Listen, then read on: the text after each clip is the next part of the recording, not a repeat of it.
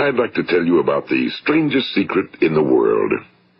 Some years ago, the late Nobel Prize-winning Dr. Albert Schweitzer was being interviewed in London, and a reporter asked him, "Doctor, what's wrong with men today?"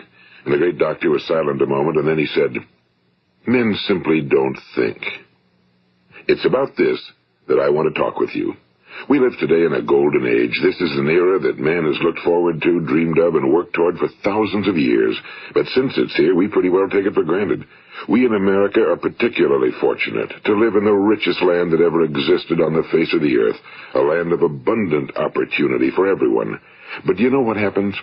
Well, let's take 100 men who start even at the age of 25. Do you have any idea what will happen to those men by the time they're 65?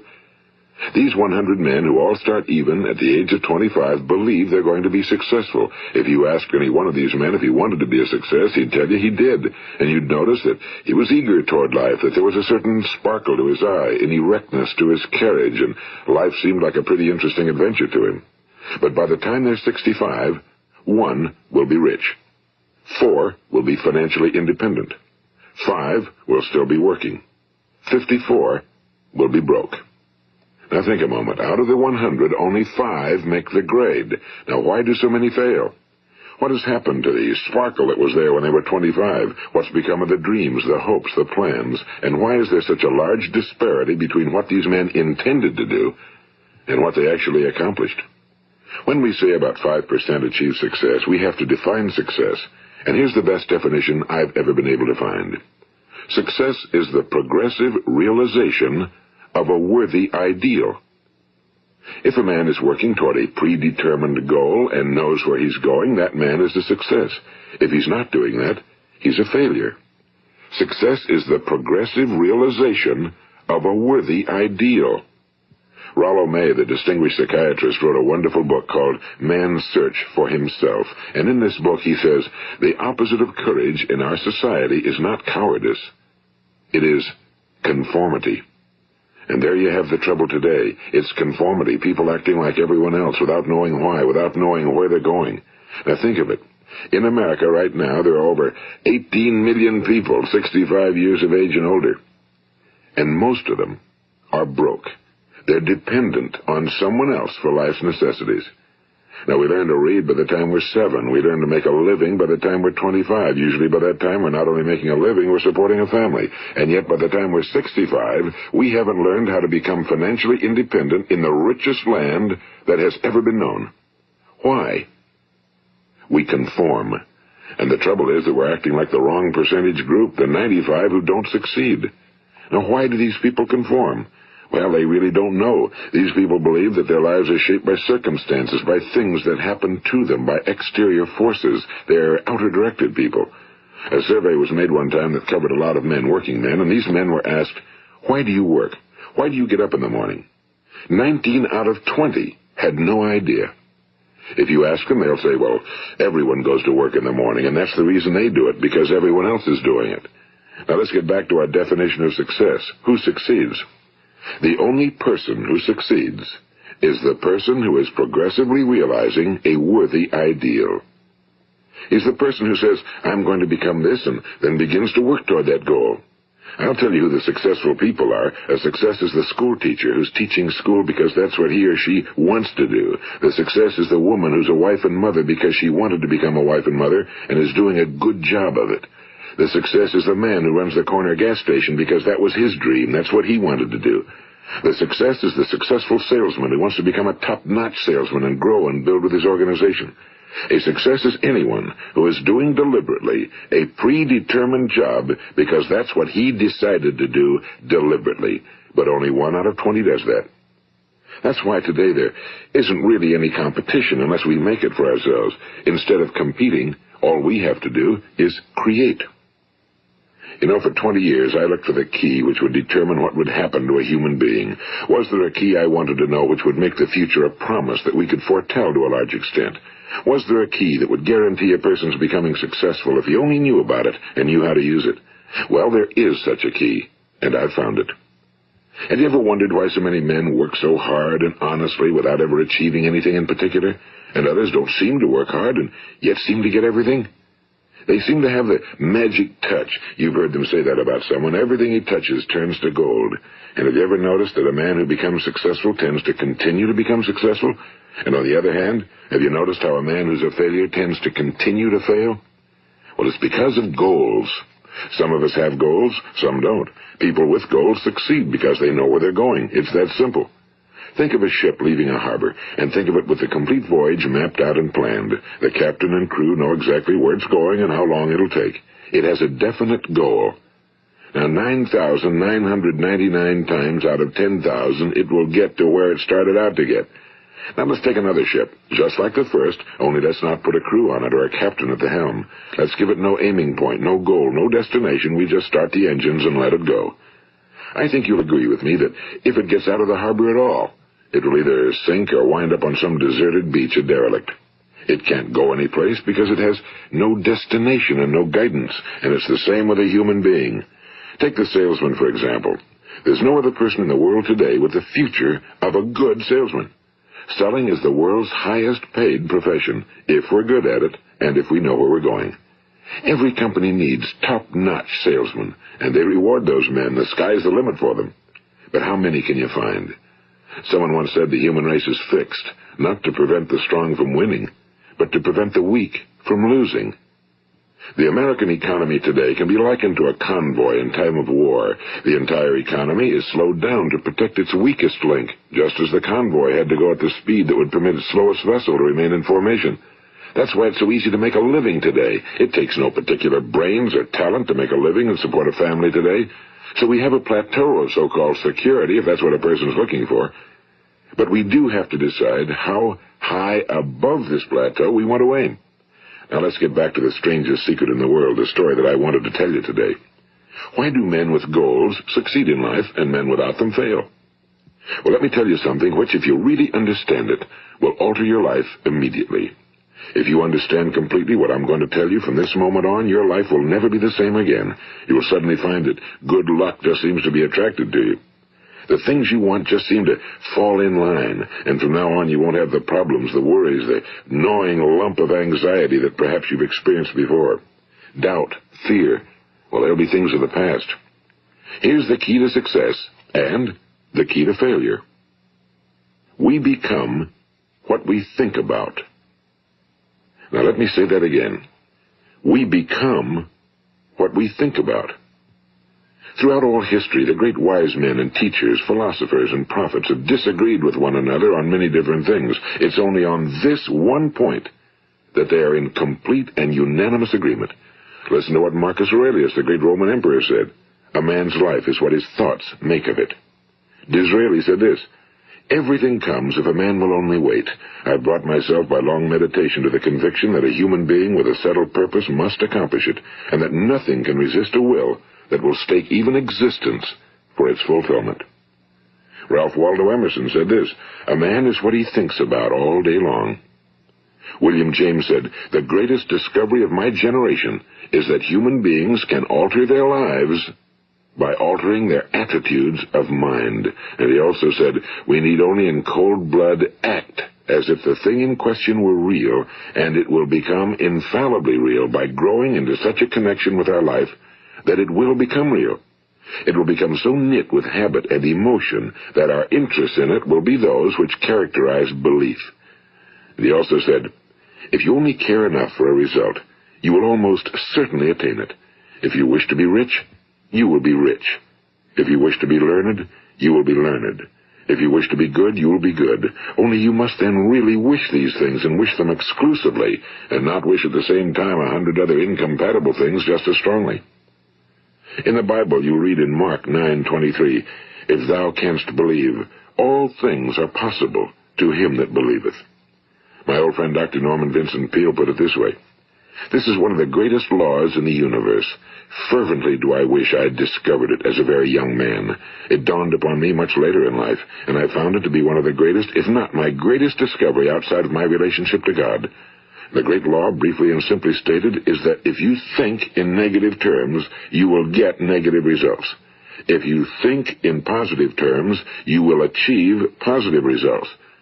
That is the simple fact, he went on to say, which is at the basis of an astonishing law of prosperity and success. In 3 words, believe and succeed.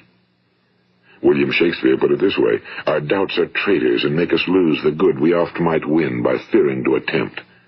George Bernard Shaw said, people are always blaming their circumstances for what they are. I don't believe in circumstances. The people who get on in this world are the people who get up and look for the circumstances they want, and if they can't find them, make them. Well, it's pretty apparent, isn't it? And every person who discovered this for a while believed that he was the first one to work it out. We become what we think about. Now, it stands to reason that a person who's thinking about a concrete and worthwhile goal is going to reach it, because that's what he's thinking about, and we become what we think about. Conversely, the man who has no goal, who doesn't know where he's going, and whose thoughts must therefore be thoughts of confusion and anxiety and fear and worry, becomes what he thinks about. His life becomes one of frustration and fear and anxiety and worry. And if he thinks about nothing, he becomes nothing. Now, how does it work? Why do we become what we think about? Well, I'll tell you how it works as far as we know. Now, to do this, I want to tell you about a situation that parallels the human mind. Suppose a farmer has some land, and it's good, fertile land. Now, the land gives the farmer a choice. He may plant in that land whatever he chooses. The land doesn't care. It's up to the farmer to make the decision. Now, remember, we're comparing the human mind with the land because the mind, like the land, doesn't care what you plant in it. It will return what you plant, but it doesn't care what you plant. Now, let's say that the farmer has 2 seeds in his hand. One is a seed of corn. The other is nightshade, a deadly poison. He digs 2 little holes in the earth, and he plants both seeds, one corn, the other nightshade. He covers up the holes, waters, and takes care of the land, and what will happen? Invariably, the land will return what's planted. As it's written in the Bible, as ye sow, so shall ye reap. Now remember, the land doesn't care. It'll return poison in just as wonderful abundance as it will corn. So up come the 2 plants, one corn, one poison. Now, the human mind is far more fertile, far more incredible and mysterious than the land, but it works the same way. It doesn't care what we plant. Success, failure. A concrete, worthwhile goal, or confusion. Misunderstanding, fear, anxiety, and so on. But what we plant, it must return to us. You see, the human mind is the last great unexplored continent on Earth. It contains riches beyond our wildest dreams. It will return anything we want to plant. Now, you might say, well, if that's true, why don't people use their minds more? Well, I think they figured out an answer to that one, too. Our mind comes as standard equipment at birth. It's free, and things that are given to us for nothing we place little value on. Things that we pay money for, we value. The paradox is that exactly the reverse is true. Everything that's really worthwhile in life came to us free. Our minds, our souls, our bodies, our hopes, our dreams, our ambitions, our intelligence, our love of family and children and friends and country, all these priceless possessions are free. But the things that cost us money are actually very cheap and can be replaced at any time. A good man can be completely wiped out and make another fortune. He can do that several times. Even if our home burns down, we can rebuild it. But the things we got for nothing, we can never replace. The human mind isn't used because we take it for granted. Familiarity breeds contempt. It can do any kind of job we assign to it, but generally speaking, we use it for little jobs instead of big, important ones. Universities have proved that most of us are operating on about 10% or less of our abilities. So decide now, what is it you want?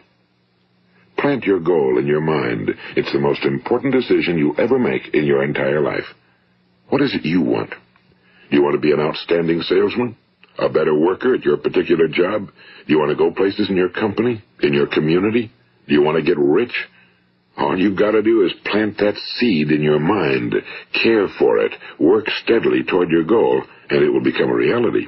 It not only will, there's no way that it cannot. You see, that's a law, like the laws of Sir Isaac Newton, the laws of gravity. If you get on top of a building and jump off, you'll always go down. You'll never go up, and it's the same with all the other laws of nature. They always work. They're inflexible. Think about your goal in a relaxed, positive way. Picture yourself in your mind's eye as having already achieved this goal. See yourself doing the things you will be doing when you've reached your goal. Ours has been called the phenobarbital age, the age of ulcers and nervous breakdowns and tranquilizers, at a time when medical research has raised us to a new plateau of good health and longevity. Far too many of us worry ourselves into an early grave trying to cope with things in our own little personal ways without learning a few great laws that will take care of everything for us. These things we bring on ourselves through our habitual way of thinking. Every one of us is the sum total of his own thoughts. He is where he is because that's exactly where he really wants to be, whether he'll admit that or not. Each of us must live off the fruit of his thoughts in the future, because what you think today and tomorrow, next month and next year, will mold your life and determine your future. You're guided by your mind. I remember one time I was driving through eastern Arizona, and I saw one of those giant earth-moving machines roaring along the road at about 35 miles an hour with what looked like 30 tons of dirt in it. A tremendous, incredible machine, and there was a little man perched way up on top with the wheel in his hands guiding it. And as I drove along, I was struck by the similarity of that machine to the human mind. Just suppose you're sitting at the controls of such a vast source of energy. Are you going to sit back and fold your arms and let it run itself into a ditch? Or are you going to keep both hands firmly on the wheel and control and direct this power to a specific, worthwhile purpose? It's up to you. You're in the driver's seat. You see, the very law that gives us success is a two-edged sword. We must control our thinking. The same rule that can lead a man to a life of success, wealth, happiness, and all the things he ever dreamed of for himself and his family. That very same law can lead him into the gutter. It's all in how he uses it, for good or for bad. This is the strangest secret in the world.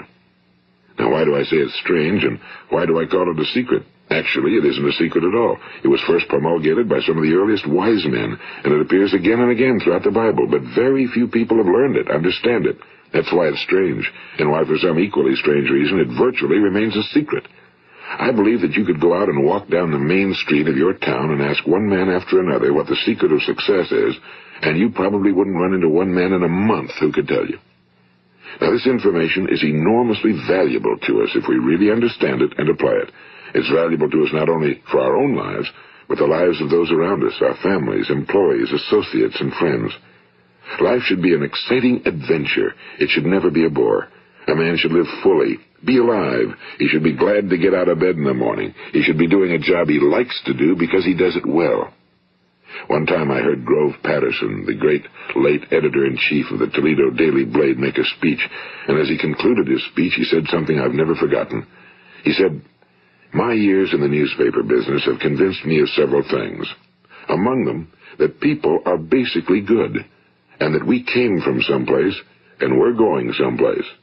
So we should make our time here an exciting adventure. The architect of the universe didn't build a stairway leading nowhere." And the greatest teacher of all, the carpenter from the plains of Galilee, gave us the secret time and time again. As ye believe, so shall it be done unto you. I've explained the strangest secret in the world and how it works. Now, on this side, I want to explain how you can prove to yourself the enormous returns possible in your own life by putting this secret to a practical test. I want you to make a test that will last 30 days. It isn't going to be easy, but if you'll give it a good try, it will completely change your life for the better. Now, back in the 17th century, Sir Isaac Newton, the English mathematician and natural philosopher, gave us some natural laws of physics which apply as much to human beings as they do to the movement of bodies in the universe. And one of these laws is that for every action, there is an equal and opposite reaction. Simply stated, as it applies to you and me, it means we can achieve nothing without paying the price. The results of your 30-day experiment will be in direct proportion to the effort you put forth. To be a doctor, you must pay the price of long years of difficult study. To be successful in selling, and remember that each of us succeeds to the extent of his ability to sell. Selling our families on our ideas, selling education in schools, selling our children on the advantages of living the good and honest life, selling our associates and employees on the importance of being exceptional people. To, of course, the profession of selling itself. But to be successful in selling our way to the good life, we must be willing to pay the price. Now, what is that price? Well, it's many things. First, it's understanding emotionally, as well as intellectually, that we literally become what we think about, that we must control our thoughts if we're to control our lives. It's understanding fully that as ye sow, so shall ye reap. Second, it's cutting away all fetters from the mind and permitting it to soar as it was divinely designed to do. It's the realization that your limitations are self-imposed and that the opportunities for you today are enormous beyond belief. It's rising above narrow-minded pettiness and prejudice. And third, it's using all your courage to force yourself to think positively on your own problem, to set a definite and clearly defined goal for yourself, to let your marvelous mind think about your goal from all possible angles, to let your imagination speculate freely upon many different possible solutions, to refuse to believe that there are any circumstances sufficiently strong to defeat you in the accomplishment of your purpose, to act promptly and decisively when your course is clear, and to keep constantly aware of the fact that you are, at this moment, standing in the middle of your own acres of diamonds, as Russell Conwell used to point out. And fourth, save at least 10% of every dollar you earn. It's also remembering that no matter what your present job, it has enormous possibilities, if you're willing to pay the price. Now let's just go over the important points in the price each of us must pay to achieve the wonderful life that can be ours. It is, of course, worth any price. 1. You will become what you think about. 2. Remember the word imagination and let your mind begin to soar. 3. Courage. Concentrate on your goal every day. 4. Save 10% of what you earn. And 5. Action. Ideas are worthless unless we act on them. Now, I'll try to outline the 30-day test I want you to make. Keep in mind that you have nothing to lose by making this test and everything you could possibly want to gain. There are 2 things that may be said of everyone. Each of us wants something, and each of us is afraid of something. I want you to write on a card what it is you want more than anything else. It may be more money. Perhaps you'd like to double your income or make a specific amount of money. It may be a beautiful home. It may be success at your job. It may be a particular position in life. It could be a more harmonious family. Each of us wants something. Now write down on your card specifically what it is you want. Make sure it's a single goal and clearly defined. You needn't show it to anyone, but carry it with you so that you can look at it several times a day. Think about it in a cheerful, relaxed, positive way each morning when you get up, and immediately you have something to work for, something to get out of bed for, something to live for. Look at it every chance you get during the day and just before going to bed at night. And as you look at it, remember that you must become what you think about, and since you're thinking about your goal, you realize that soon it will be yours. In fact, it's yours really the moment you write it down and begin to think about it. Look at the abundance all around you as you go about your daily business. You have as much right to this abundance as any other living creature. It's yours for the asking. Now we come to the difficult part. Difficult because it means the formation of what is probably a brand new habit, and new habits are not easily formed. Once formed, however, it will follow you for the rest of your life. Stop thinking about what it is you fear. Each time a fearful or negative thought comes into your consciousness, replace it with a mental picture of your positive and worthwhile goal. And there will come times when you'll feel like giving up. It's easier for a human being to think negatively than positively. That's why only 5% are successful. You must begin now to place yourself in that group. For 30 days, you must take control of your mind. It will think about only what you permit it to think about. Each day for this 30-day test, do more than you have to do.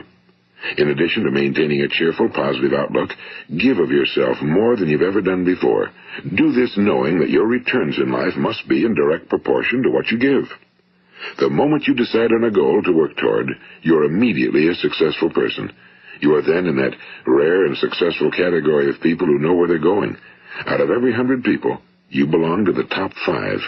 Don't concern yourself too much with how you're going to achieve your goal. Leave that completely to a power greater than yourself. All you have to do is know where you're going. The answers will come to you of their own accord and at the right time. Remember these words from the Sermon on the Mount, and remember them well. Keep them constantly before you this month of your test. Ask, and it shall be given you. Seek, and ye shall find. Knock, and it shall be opened unto you. For every one that asketh receiveth, and he that seeketh findeth, and to him that knocketh it shall be opened. It's as marvelous and as simple as that. In fact, it's so simple that in our seemingly complicated world, it's difficult for an adult to understand that all he needs is a purpose and faith. For 30 days, do your very best. If you're a salesman, go at it as you've never done before, not in a hectic fashion, but with the calm, cheerful assurance that time well spent will give you the abundance in return you deserve and want. If you're a homemaker, devote your 30-day test to completely giving of yourself without thinking about receiving anything in return, and you'll be amazed at the difference it makes in your life. No matter what your job, do it as you've never done it before for 30 days. And if you've kept your goal before you every day, you'll wonder and marvel at this new life you've found. Dorothea Brand, the outstanding editor and writer, discovered it for herself and tells about it in her fine book, Wake Up and Live. Her entire philosophy is reduced to the words, act as though it were impossible to fail. She made her own test with sincerity and faith, and her entire life was changed to one of overwhelming success. Now, you make your test for 30 full days. Don't start your test until you've made up your mind to stick with it. You see, by being persistent, you're demonstrating faith. Persistence is simply another word for faith. If you didn't have faith, you'd never persist. If you should fail during your first 30 days, by that I mean suddenly find yourself overwhelmed by negative thoughts, you've got to start over again from that point and go 30 more days. Gradually, your new habit will form until you find yourself one of that wonderful minority to whom virtually nothing is impossible. And don't forget the card. It's vitally important as you begin this new way of living. On one side of the card, write your goal, whatever it may be. On the other side, write the words we've quoted from the Sermon on the Mount. Ask, and it shall be given you. Seek, and ye shall find. Knock, and it shall be opened unto you. Nothing great was ever accomplished without inspiration. See that during these crucial first 30 days, your own inspiration is kept at a peak. And above all, don't worry. Worry brings fear, and fear is crippling. The only thing that can cause you to worry during your test is trying to do it all yourself. Know that all you have to do is hold your goal before you. Everything else will take care of itself. Remember also to keep calm and cheerful. Don't let petty things annoy you and get you off course. Now, since making this test is difficult, some will say, why should I bother? Well, look at the alternative. No one wants to be a failure. No one really wants to be a mediocre individual. No one wants a life constantly filled with worry and fear and frustration. Therefore, remember that you must reap that which you sow. If you sow negative thoughts, your life will be filled with negative things. If you sow positive thoughts, your life will be cheerful, successful, and positive. Now, gradually, you will have a tendency to forget what you've heard on this recording. Play it often. Keep reminding yourself of what you must do to form this new habit. Gather your whole family around at regular intervals and listen to what's been said here. You know, most men will tell you that they want to make money without understanding the law. The only people who make money work in a mint. The rest of us must earn money. This is what causes those who keep looking for something for nothing or a free ride to fail in life. The only way to earn money is by providing people with services or products which are needed and useful. We exchange our time and our product or service for the other man's money. Therefore, the law is that our financial return will be in direct proportion to our service. Now, success is not the result of making money. Making money is the result of success, and success is in direct proportion to our service. Most people have this law backwards. They believe that you're successful if you earn a lot of money. The truth is that you can only earn money after you're successful. It's like the story of the man who sat in front of the stove and said to it, "Give me heat, and then I'll add the wood." How many men and women do you know, or do you suppose there are today, who take the same attitude toward life? There are millions. We've got to put the fuel in before we can expect heat. Likewise, we've got to be of service first before we can expect money. Don't concern yourself with the money. Be of service, build, work, dream, create. Do this, and you'll find there's no limit to the prosperity and abundance that will come to you. Prosperity, you know, is founded upon a law of mutual exchange. Any person who contributes to prosperity must prosper in turn himself. Sometimes the return will not come from those you serve, but it must come to you from someplace, because that's the law. For every action, there is an equal and opposite reaction.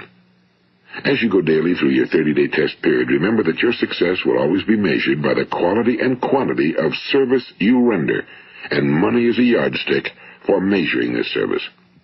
No man can get rich himself unless he enriches others.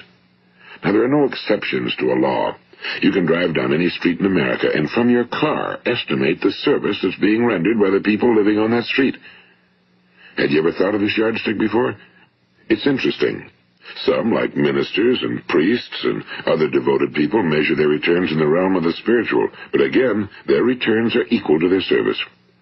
Once this law is fully understood, any thinking person can tell his own fortune. If he wants more, he must be of more service to those from whom he receives his return. If he wants less, he has only to reduce his service. This is the price you must pay for what you want. If you believe you can enrich yourself by deluding others, you can end only by deluding yourself. It may take some time, but just as surely as you breathe, you'll get back what you put out. Don't ever make the mistake of thinking you can avert this. It's impossible. The prisons and the streets where the lonely walk are filled with people who tried to make new laws just for themselves. We may avoid the laws of man for a while, but there are greater laws that cannot be broken. An outstanding medical doctor recently pointed out 6 steps that will help you realize success. 1. Set yourself a definite goal. 2. Quit running yourself down. 3. Stop thinking of all the reasons why you cannot be successful and instead think of all the reasons why you can.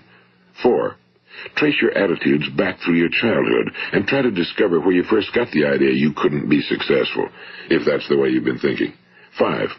Change the image you have of yourself by writing out a description of the person you would like to be. And 6. Act the part of the successful person you have decided to become. The doctor who wrote those words is a noted West Coast psychiatrist, Dr. David Harold Fink.